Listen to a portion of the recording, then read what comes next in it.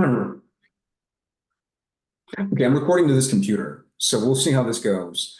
I Cool. recommend that we don't actually cover any Yeah, of the, just do like a test run. yeah, let's not worry about any of the intended topic material. We'll brainstorm all that later. Right now, what we got to figure out is long term, how are we going to set all this up?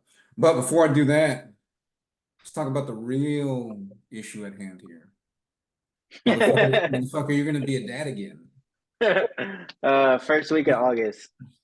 Holy shit. Congratulations, man. Huh. Yes, it's looking like it was a Oktoberfest baby. It was a good month. It was a good month. It was like that. It was a good month. Yeah, congratulations, man. It's good Appreciate it. news. I only saw that because I opened up that Facebook app and that was some of the first shit I saw. I was like, oh, Jack's at it again. Here, let me get a notepad really quick. Let Yeah. me get a notepad.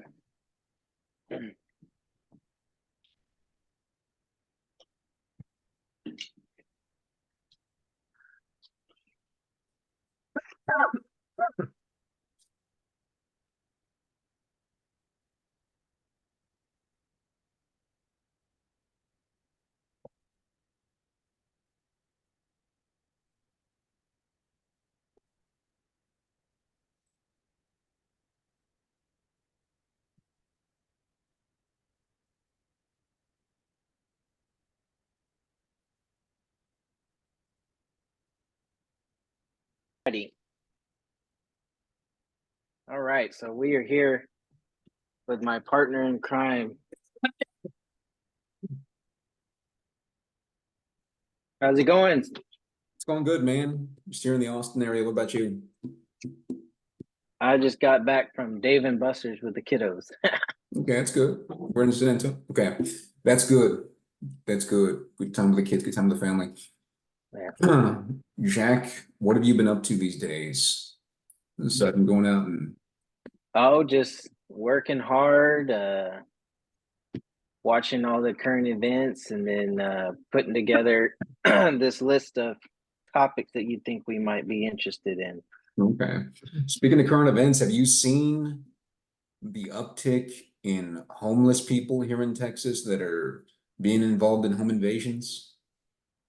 No, that I have not, Okay, but that does not surprise me. there's a story just broke out. I saw it on Colion Noir's channel. So Colion Noir is that famous gun tuber, and Hmm. 14-year-old boy in Houston shot and killed a vagrant home intruder. So they got actual footage of this guy just roaming around, a homeless dude, just roaming around the neighborhood for a long time, just acting crazy, doing, some of that erratic body movement, just not in his right mind. Yeah. Really going door to door trying to get into these houses, fucked around and found out. And just Hmm. some 14-year-old, I won't call him a kid, I won't call him a young man, just say, oh, not having it. Boom. Just off that guy right there. Thing is, Learn the FAFO, huh? well, yeah, I bring that up because I don't know if we're ever going to make use of this recording here, but just so that people are aware, this has become a major issue here in Texas that was not an issue 10 years ago. So Hmm. here in the state of Texas, homeless vagrancy has always existed. And you interested in hearing your opinion on this, Jack? Because I know that you're in an interesting line of work. But prior to 10 years ago, this was not a major thing. You didn't see tent cities in the middle of downtown areas. You didn't see No, it was pretty isolated. Like your little extremely. homeless groups were isolated. Yeah. Yeah, and they were out of sight, out of mind. You never saw them, you never heard of them. You would have to actually go out of your way to specifically find these people. Now they're out in the open. Yeah. And there's been major demographic shifts here in Texas over the last 10 years. You've had a lot more Democrats stroll into this place. They're taking over major Hmm. metropolitan areas. That was not the Texas that you and I were raised in. Nope. Because Not we're, even close to it. Not even, yep. we've been here all our lives, you and I both, and this is not anything close to resembling what Texas has been during our lifetimes. And you and I are both in our 30s. Yeah, we're like right on that edge of getting past the Gen Xers, going right into Yeah. the millennials, and you and I kind of have that unique experience of having a little bit of the old ways shuffling into the new ways kind of thing, you know what I mean? Yeah, yeah, man. And Hmm. so, from your end of things, you know, you're in an interesting line of work, Jack. What are you seeing on your end? What are you seeing on the streets? What are you seeing from your own firsthand experiences? Yeah, so one of the major issues is depending on which, DA that your particular area falls under. A lot of DAs now are just releasing homeless, no bond, just PR bonds in and out in a matter of minutes, doesn't matter the crime. Um, and all that does is just provide um, obviously no deterrence, but it also provides confidence to keep committing more crimes and if not more heinous crimes because I mean, what's the deterrence if they're just going to walk in, walk out? Because it's it's kind of a sad issue because no one wants to deal with the homeless issue, right? Mhm. And that includes prosecutors themselves. They don't want to deal with homeless. They're going to look bad if they're being strict or tough on homeless crime. And it's interesting that you brought that up because another buddy of mine in my line of work, they just their Phoenix vacation got canceled and they went to Nashville, Tennessee. Well, in Nashville, they're actually utilizing the homeless to clean up their city. And so not only are the homeless getting services, but their city is kind of like that broken window theory. Their city is clean, it's nice, it's bringing in tourists and income. And my buddy said it was the best vacation he's ever been on, and he was shocked. You know, That's interesting. That's yeah, and interesting. if you compare that to where you're at in Austin, I've worked there myself. It's just out of control, Yeah, out of dude. control. Yeah, man. Dude, earlier today, just driving through city doing my thing, there was a chick there just popping a squat. That's disgusting. Broad daylight, man. Yep, Not like she was hiding either, just popping a squat. yep. And this place that I just moved into, I moved into a new area here, and it's an apartment complex, and it's a gated community. So the first couple of months I was here, didn't really see vagrants passing through this place. It's a pretty secure facility. Well, one of the gates went down. Hmm. So they just kept the gate open until they could get the contractors out here to go ahead and work on it. So it was open for a couple of weeks. Well, the homeless in the area picked up on that. Hmm. So they were able to just start walking right in. And again, this is an apartment complex. This is not like a major, this is not a public space. Right. So able to just walk on in. And it started off in the very early hours in the morning. Like, cause I get up really early to go to the gym. Hmm. I would see them walking through and like they would have their bug out bag. Like, you know how the whole situation is. Passing through to do God knows what at those early hours. And It's again, kind of odd, right? Because their bug out bags have, I've seen it. They have I, machetes, they have yeah, weapons, they have dude, everything, I dude. saw that, and the very first thing when this is like at fucking 5 in the morning. It's like, oh, saw the machete and all that kind of shit. I was like, oh no, no, no, no, no, Yep. no. Anyways, yeah, saw that whole craziness, and I was like, what in the world? And then I It's would see almost as if they're more prepared for a slow SHTF than your average general public is. because they're already living it Yep. every day for their people. And that's a topic I was thinking maybe we can get into a little bit later is this idea of worldwide SHTF, one major catastrophic event, as opposed to your own personal SHTF. Right. And so then I started seeing them later in the evenings after the sun would go down. I was like, same deal. Really Right. interesting, but also concerning. Again, these people walking around looking like they're about to rob a bank with no sun out. Hmm. So again, concerning. But then the longer that gate was open, the more bold they became. So they started coming in here in broad daylight, dumpster diving. Yeah. And so my neighbor and I live right next to a correctional officer. He works for one of the Mhm. state facilities here. So he's real big on just vocally addressing people, and just saying, "Hey, I'm aware of your presence. Who are you? What are you doing here?" So he's That's been doing, great. yeah, he's been doing that. I've been doing that, and because when they start doing that in broad daylight, next thing that happens is they start popping windshields, Mhm. and breaking your Or car, handles. Yeah. yeah, jiggling the door handles and all that. So we've been just making it a part in the early mornings in the early mornings to go ahead and just do a little walk by there, he and I, just acknowledging people, not being aggressive, but just acknowledging. And so I wrote an email to management saying all this, and it was very professionally written. I used my work account to go ahead and do it, so it's coming from a professional work account with my professional, headshot and all that. Right. And they called me up and they said, "Hey, thanks for letting us know this. We actually included your email in our email to the vendor." Mhm. And so the next day they were out here, they finally got the gate back up. But that kind of thing, man, would never have been a thing over 10 years ago. Absolutely not.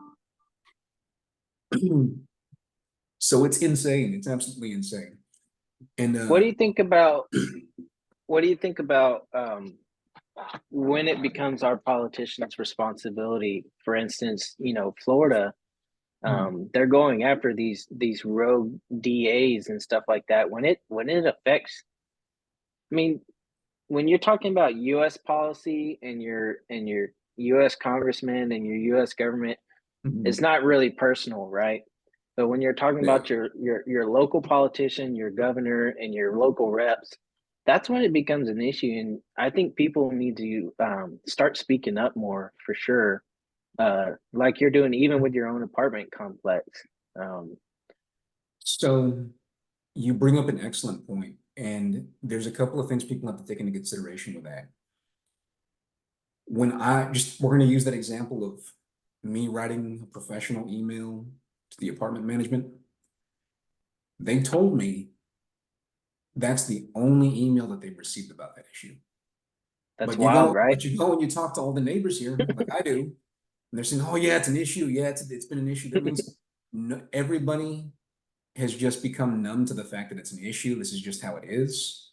That silent And majority, right? yeah, but that's one of the things that's one of the traps that people fall into is this normalcy bias. I was talking to one of the maintenance guys that works here. He goes around and he does not great job, great guy, nice guy.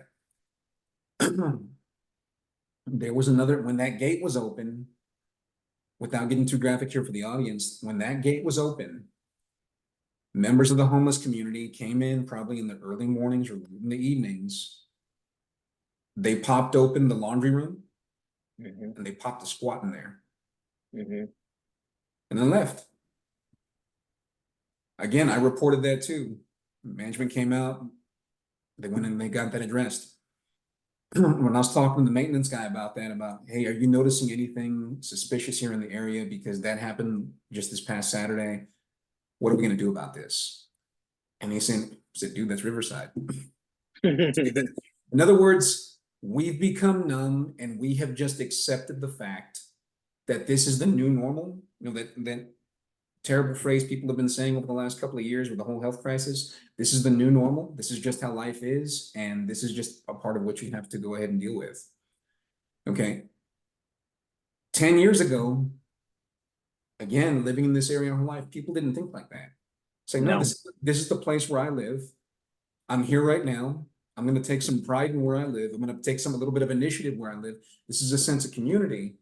And so it's my responsibility to speak up. It's my responsibility to take part with my neighbors to go ahead and speak up and address this issue. Problem is, and it's multifaceted. People aren't doing that anymore. Okay. Right. You've seen how just dynamic people are in their walkthrough places here. People don't typically stay in the same job for 2 years or more. They're moving every 1 to 3 years. Yeah. Grifters and just drifters Yep. going through life. People have no real attachment to this whole thing.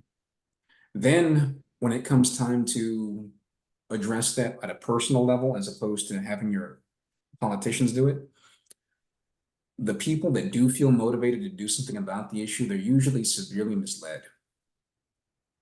So this whole idea of we're gonna fix the homeless issue by going and giving lots and lots of money to nonprofits to fix it. Okay, that doesn't fix the issue. It enables it. Enables it. You start having more and more soup kitchens pop up when you start having neighboring cities busing all of their homeless population members to that area to make use of all those nonprofits. Yeah, so tell me why, and this may you just may have answered it for yourself. Why is it an issue in Austin but not in San Antonio? Obviously, there's homeless in San Antonio, but you don't see the rampant homelessness in San Antonio like you do in Austin. And that's a very short distance from each other. How much time do you spend in that little downtown area of San Antonio right next to UTSA, downtown campus? That's probably your most Yeah, heavily populated area. Yeah. and that's just getting started. So you remember when you and I were down there around 2011 is around the time we got started there, 2010, Hmm. 2011. Hey, we started, or I started school there back in 2010. Haven for Hope, that homeless shelter in downtown San Antonio, that didn't open up until 2011. Right. Okay. So in 2010, I don't know how much you remember about that whole period, but if you were to walk through downtown San Antonio, that was never a thing. You still there, Jack? Yeah, sorry. Got a phone call from the wife. No worries. So 2010, then you could walk through the entirety of downtown San Antonio, and kind of like you were mentioning before, you would really have to look and know where to look to find people that were blatantly homeless. Hmm. And they weren't proud of the fact that they were homeless either. It was something they were trying to hide. 2011, Haven for Hope showed up. And when I was going through grad school, again, in that program that was housed in downtown San Antonio, UTSA, that campus, one of the chicks that was doing her master's exit paper on was actually writing a paper about Haven for Hope. And during that, her research, what she was doing is she was uncovering the fact that they were too good at their job. Hmm. So that whole Haven for Hope thing was such a success at what it was doing that it was addressing a lot of the very misfortunate down there in that area. But so you kind of started throwing up a signal. So Dallas heard about that, Austin heard about that, Houston heard about that. And what she found out during her exit paper research was that all of these cities were taking taxpayer funded bus tickets and just busing their homeless into downtown San Antonio by the droves. So now a lot of the people that you're seeing in that area that are just setting up camp down there and that are just BSing in that area, harassing people, they've got the little tent cities down there. A lot of those people aren't even from San Antonio. They came in and they got bussed in because they heard that there was a good infrastructure for what it is, the lifestyle that they're trying to live right now. Yeah. That's a major issue. You build it and they'll come. Right. Right. Also, why you don't find a bunch of homeless people and vagrants and panhandling out in the countryside in the middle of nowhere. Because you think Right. I just came from a rural area, and it's like they're not out there because there's no nonprofits and food pantries for them to make use of. Right. There's no one for them to panhandle off of. Hmm. And you try to explain this to somebody who's just very well intentioned but extremely naive, they'll call you a bigot, they'll call you insensitive, and they're just extremely oblivious to how the world works. That's what I've seen anyways. I don't know about you. Yeah, no, that definitely makes sense. Kind of like the whole ice storm thing. I don't know if the viewers would remember this or know about this. What was that, 2021? The Somewhere ice storm? Yeah, 2021. So we were in Austin and everything was gridlocked. I sent you personal stories about how I was walking to the store and people were fighting and, yeah. slipping on the road and everything like that. But I didn't see the homeless. And I'm like, Oh yeah. where are all the homeless, Andrew? Funny how the cold weather just cured the issue. It was like, But then what did we find out, right? So people, your average regular citizens were dying in their homes. mhm. People were causing house fires because they didn't know how to live by themselves for what was that, a week to 2 week span? And Something like that. but homeless Excuse me. Bless you. Homeless weren't dying, but we came to find out they were all bussed up. Yeah. They were all bussed up and put into warm shelters with food, warmth, clothing, all your basic needs, right? Food, They fare shelter, better than most of water. us. Yeah. They fare Yeah. better than you and I. That's crazy, right? Yeah. But no, it's absolutely insane. Yeah. And again, make it make sense. Going back to how in the world does that work out? It's kind of like the whole issue with, okay, you're taxed and you're penalized for not buying health insurance. But if you're in this country illegally, you get the health insurance for free. Oh, don't even get me started, brother. 'Cause you know my own personal situation. My wife is a legal immigrant. She tried for 7+ years to get here with her father and her younger brother. Yeah, It took 7+ years, bukus of dollars, thousands and thousands of dollars we're talking yeah. about. You were telling me And about. and she's still on a trial basis. But then now that we're having a child, God, thank you, God, we can't get Amen. any services, no services whatsoever. She's a legal immigrant and she can't get any of the services, any of these programs, anything like that.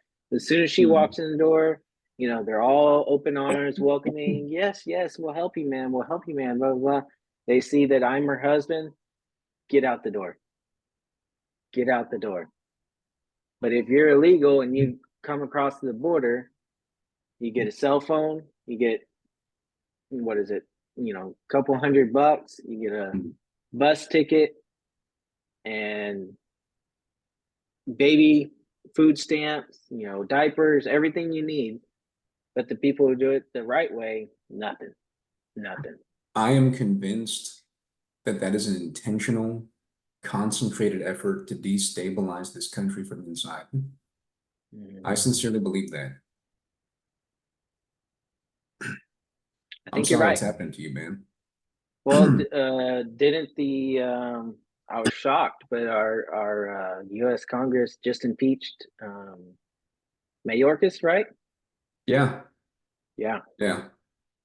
It's going to be very interesting seeing how all this plays out. And you know about this topic much more than the average Joe, much more than the keyboard warrior that does all their talking smack on the internet. So, Mhm. again, we won't get into too many specifics. I know you want to protect a lot of this information, but you, Right. sir, spent the early portion of your career actually getting deployed to the border, if I'm not mistaken. For about 5 years plus. Yep. Yeah. So now with this whole issue going on with the kind of like that stalemate between the feds and the state government here Hmm. taking over the border, I just read that our state is actually going to create a forward operating base right there in Eagle Pass. Doesn't shock me at all. No, and I think we need it, man. Yep. 100%. I think we certainly need it. You've seen really up close and personally what's actually going on there. Actually, I for certain particular reasons, I was part of that trucker convoy that, Yeah, that just came through from Dripping Springs all the way to the border, yeah, and the locals support it, dude.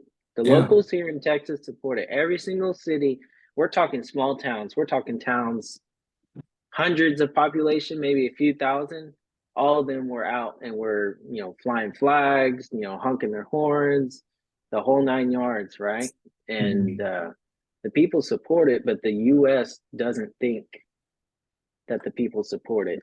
It's not the message that the mainstream legacy media is projecting out Yeah.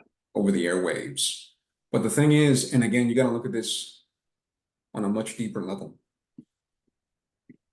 Having this unsecured border, not having the enforcement of current border policy, look at what that's currently doing to the nation. So, did you Mhm. actually read about what's taking place here on the Indian reservations here in this country? I have not. The cartel has infiltrated all of these Indian reservations. Wow. And if you think about this, it's one of the most, I encourage you, I encourage any of the viewers to go and do your own research on this. It's perhaps the most genius infiltration tactic that is taking place, and a majority of people in this country are completely oblivious to it. But it's finally making its way into the media, but the mainstream media is still suppressing it. And this has been something that's been going on for the last couple of decades, but people are finally starting to realize what's taking place. So the cartel has been setting up shop in all of these different Indian reservations, or I should say Native American reservations here throughout the country. So think of all those, like that state where that Longmire series was supposedly shot. Yeah. Yeah. So there's all of these reservations, and the cartel's been going in, and over the course of time, they've been marrying indigenous women so that they get membership into these tribal communities. Mhm. And they've been pushing fentanyl into the communities. And think about how easily susceptible those communities are to addiction. Oh, it's They the most highly addictive drug out there, dude. they have hereditary predispositions to going and getting addicted to things. So they've been getting everybody's concerned about the whole fentanyl crisis. What people don't realize is that the fentanyl thing was actually started there in those communities. It's worked its way out over time, but they've been using a weapon. They've been using fentanyl as a weapon to get those local communities inside the Indian tribes addicted. And that's been their way of getting the locals into debt. So when you're addicted to the fentanyl and I supply you with fentanyl and you don't have any more money to pay me, that's great. You're in debt to me now. And Right. you can work for me to pay it off. Right. So they're getting the impoverished locals all in this terrible cycle of addiction, into that whole cartel lifestyle. Servitude. Yeah, but if you also look at it too, on their end, it was genius because think about the amount of support that reservation police officials have. Hmm. You don't have any money. Right. You're understaffed. You have no resources. And of course, you would think, well, they're on reservation, so the feds would come into it. Look how willing the feds are to go and enforce border policy, let alone policy inside Right. of a reservation. Right. So the feds don't do anything. They're just Right. turn a blind eye to it, and we're gonna go focus on other things. Well, the issue's gotten out of hand. So the locals are actually writing to the GOP and writing to all their elected officials saying, we need help. Yeah. But the cartel's there. So it's weird. Like these people that live nowhere near the border, they're just out in the middle of rural America, in the middle of nowhere. And it turns out they're looking down the street and they're realizing that they're right next to a sophisticated cartel operation. Hmm. How scary is that, man? Yeah. It really emphasizes on being personally prepared. Yeah. Everyone needs to take care of their home base, take care of your home base. You don't have to put yourself in debt becoming personally prepared either. Um, just your basic necessities. An So ice storm, be able to survive for a week or two. tell me a little bit more about that, because you're far more qualified to speak on that than the average person. So again, right now, this whole video, all this content is in its very early phases, so we don't need to get too specific Right. with who you are and what you do right now. But compared to all these internet ninjas, you are drastically more qualified to speak on this than most people.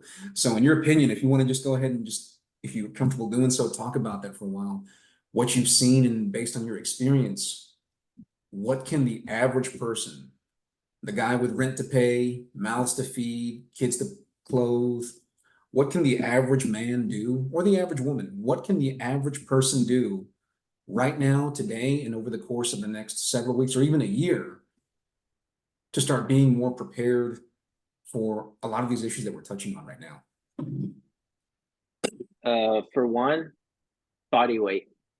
Body Because weight. we can talk about all the supplies, all the gear, all that. That's all tertiary in my mind. Okay. Body weight. What is your body weight? And can you handle your own body weight? Okay. Because obviously we're all different shapes and sizes, right? Mhm. But if you can handle your own body weight, then you can take care of others. If you can't even handle your own body weight, you're done. You're Okay. done. And you don't need money. You don't need to go to a gym. You're fortunate if you can pay for a gym membership. You can constantly go to the gym. Understood. Cardio, Okay. um, cardio, and then being able to manipulate your own body weight, lunges, squats, push-ups, pull-ups. If you can get those basic body functions, you can lug around another bag or another person, and that's what you're going to need in times of like that. And I know at the end of the video, we're kind of going to do some homework on some different movies that tackle those different aspects and stuff like that, different shows. But that's definitely the first step. Work on yourself, because we, God knows, eating healthy is almost impossible nowadays with the cost of eating healthy. But you can still eat semi-healthy, even an unhealthy diet, but as long as you're maintaining your own personal fitness, then you move on to water. Make sure you have enough water. Make sure you have a means of self-defense, whatever works for you.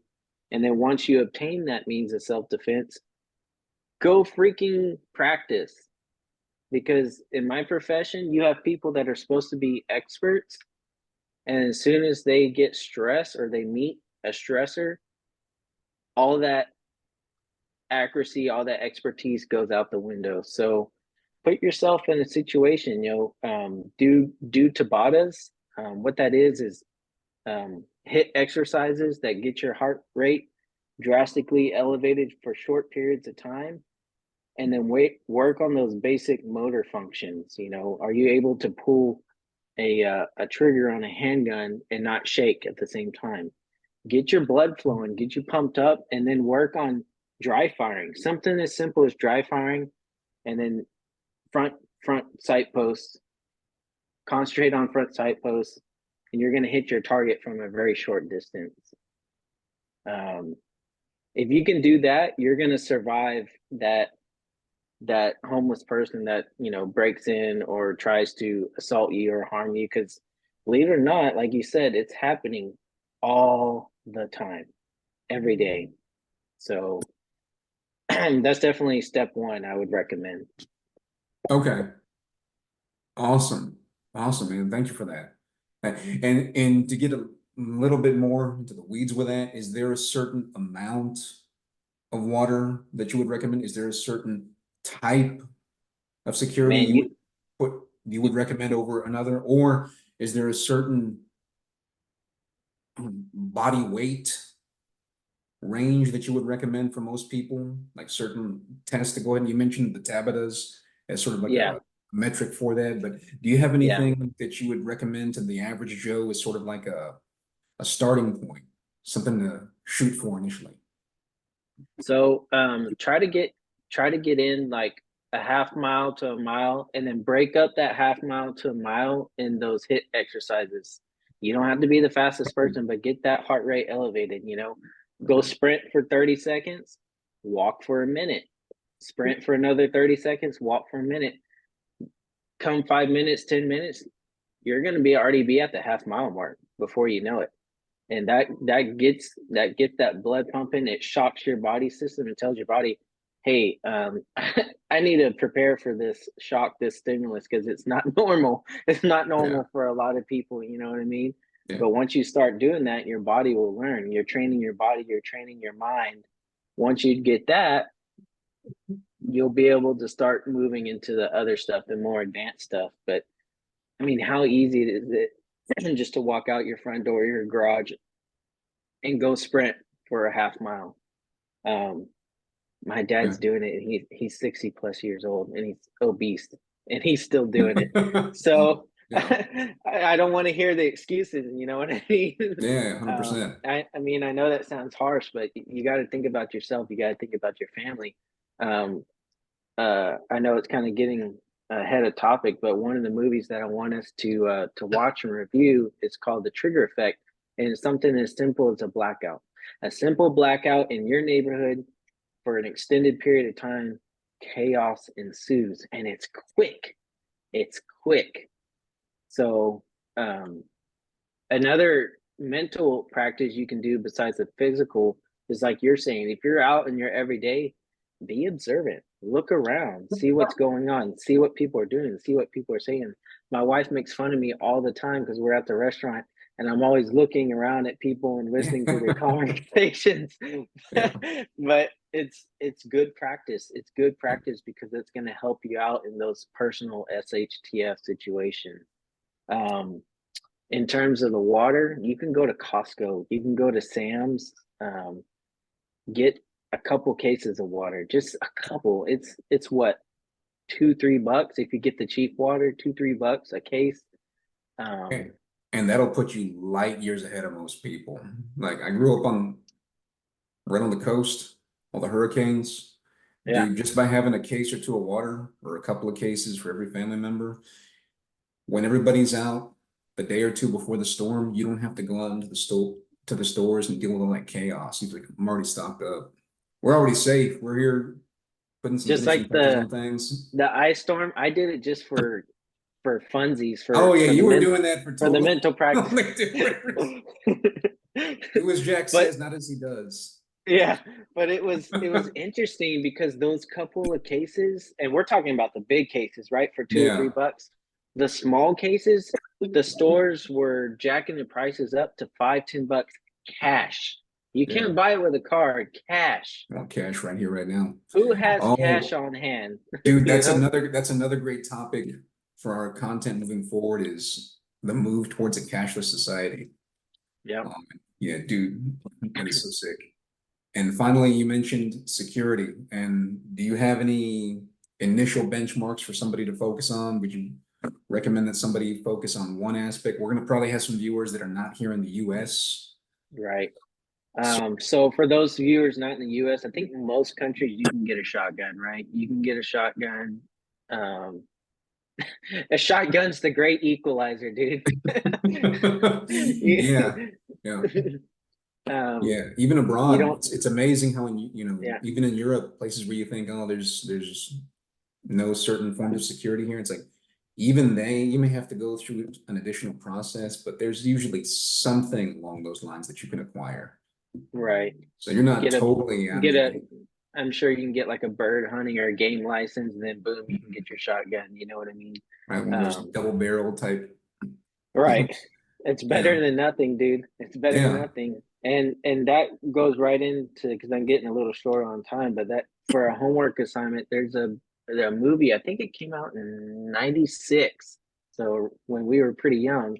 But it's called The Trigger Effect, and I would like us to watch that movie and review it because I think it has a lot of good, simple, basic necessities and thought processes that go into mine with personal SHTFs. And you bring up an excellent point. So the purpose of this recording today, the purpose of this discussion right here is talking about how and why being prepared for different things in society today is rather important. You get too much in the weeds with a lot of this stuff, it can get kind of depressing. Yeah. But with this, what the direction we're hoping to take this in is reviewing some movies on survivalism, watching movies based on survivalism, preparedness, and then from your perspective as a professional, my perspective is just more of an average type of Joe kind of guy. Two friends just kind of talking about the plot, doing sort of a movie review and talking about this is what the characters did right, this is what the characters did wrong, this is where the characters could have improved, and what lessons do you learn from this Hmm. based off this scenario? Then also kind of comparing it to perhaps our own experiences in real life. Yep. It's currently year 2024. We're in the month of February. Hmm. It's been a crazy couple of years, last Yes, couple of years. So indeed. we've actually Indeed. seen a lot of this stuff actually play out in real life, especially you Yep. in your line of Yep. work. Yep. So So we have some catching up to do, but I think we can do this together and hopefully we'll get some viewers. We greatly love any support we can get and it'll help getting other people prepared and seeing how you can do it from just a very basic, simple point of view. absolutely. Jack, can't thank you enough for your time. Can't thank you enough for your expertise. Can't thank you enough for this idea too, man. I think we'll have I'm a lot of, excited. me too. I think we'll have a lot of fun during this process. I think the viewers might get some value out of this. Also be fun just reviewing some old movies that might be a little bit Yeah, dated. who doesn't like to watch the Yeah. movie? So Yeah. there's your homework assignment, guys. Go watch the Trigger Effect, and we'll meet back up next time. Awesome. Jack, thanks again for all of your time. I'll talk to you soon. See you, Andrew. Thanks.